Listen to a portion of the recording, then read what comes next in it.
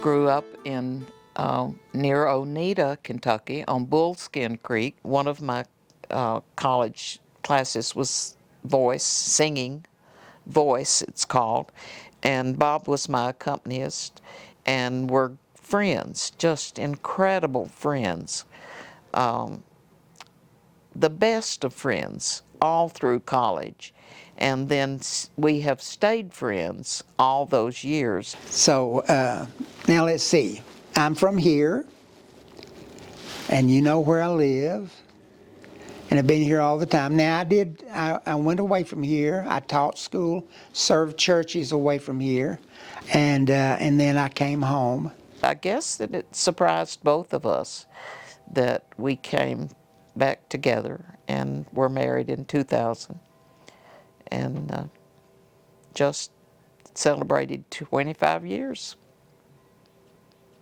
I worked with children as a teacher and in other ways, but it's so very obvious when you get to know children and you observe their behavior and their attitudes, their work ethic.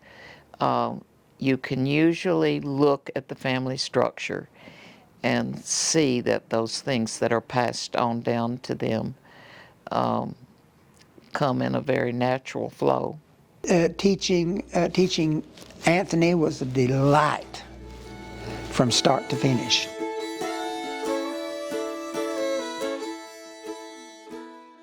I moved down here in 2020 from Carter County. Grayson, Kentucky is where I'm originally from. I'm in a 2-year weaving mentorship right now to become a master weaver.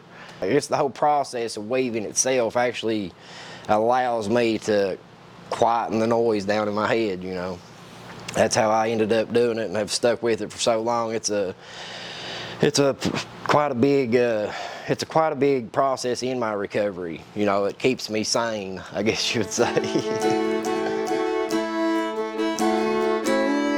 See, I caught a burglary charge in 2019, the end of 2019, and was forced to rehab. You know, I wasn't, you know, who wants to go to rehab, you know? So the Department of Justice seen fit that I needed to go to some kind of a treatment because I couldn't do it on my own. And when I got to Hickory Hill, I was probably 105 pounds, soaking wet. You know, I hadn't ate in 2 or 3 weeks. And it was a hard process, man, because I didn't want to, you know, I love doing drugs. I didn't want to give that up. The lifestyle, the partying, you know, I enjoyed it. But it ultimately took everything away from me. When you know somebody like Anthony, but you have to forgive him of all that because where he's come to. He's a sight in this world. Yoko Nagami, who was the executive director at the Appalachian Artisan Center, and they've never had anybody come close doing what she did. She was wonderful, and she worked very closely with Hickory Hills.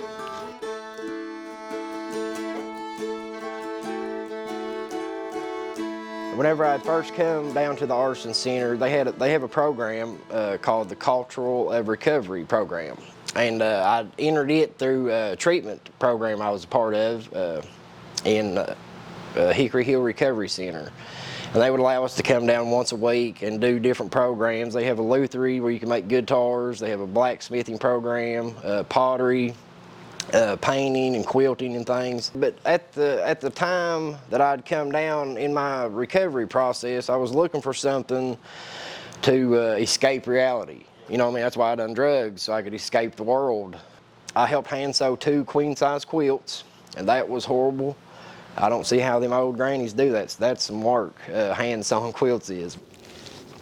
He found a frame loom, just about this wide, that high, just a board around that way, four-sided boards, and nails in it, and they made a warp by wrapping around it.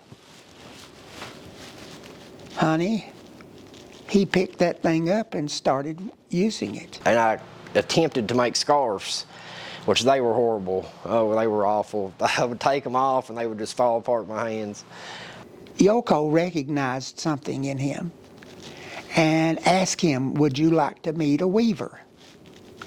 And so she called me, and I said, well, sure, I'd be glad to meet with him. And I was astounded at what he had done. I was flabbergasted at how he took to this stuff. And so I gave a loom. This was actually my mentor, Bob Young's. This was actually his grandmother's back in the late 1800s, early 1900s. Every little pass back and forth, it's something I'm getting rid of something, you know, something aggravated feeling or anger or just anything. It's all, I'm able to get it out and put it into, you know, the rug or the table placemat or the scarf I'm making or something. It really allows me to leave myself, I guess. When a teacher stands before a group of students, they're standing before an incredible number of experiences and emotions with a difference of how they feel about the world around them and how they feel about themselves. My low points was pretty bad. They were pretty tough. I mean, I think even, you know, like I said, at my lowest point, I mean, my family, they wouldn't even pick me up walking, dude. You know what I mean? It was that bad. Because they knew if they let me in the car, I was going to rob them blind. They knew it was going to happen. So they wouldn't even let me in the car. I mean, I'd go, you know, try to knock on the door and use the phone or something. They wouldn't even let me in their house, you know. So I didn't really, even the people that I was using with wasn't even there. At my lowest point, it was just me.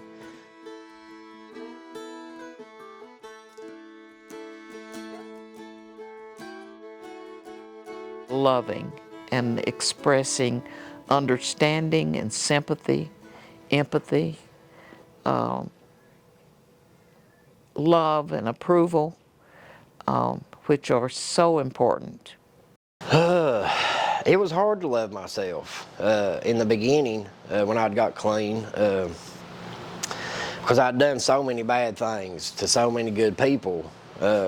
And whenever I'd first come into recovery and started going to the rooms and the meetings, one of the big things we like to do is we always tell each other we love you, you know, keep coming back.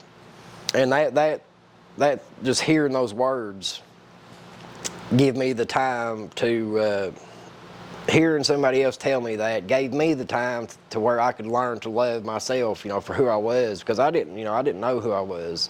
I'd been, you know, blinded for 20 years, you know, with drugs and things, so I didn't really even know who I was at the time. But the love that I received coming into recovery, just simply because I was there trying something different, you know, and that's one of the biggest things they do, man. They tell you they love you, they want you to come back, keep coming back. So I mean, it was definitely a good thing. Love is something that is a powerful thing. It's a powerful motivator. It's a powerful emotion. It's a powerful tool when you interact with other people. Perhaps this is true in other cultures, but in this area and in our culture, we love unconditionally. Our people love you even when you're wrong. And if you observe a lot of different families, you'll find that there are families that have people who are less than model citizens, but they're highly loved and highly respected and valued. I went from dumpster diving at the Dollar General just to find food to eat, you know what I mean, for the last 9 or 10 months, to now being able to do things like this.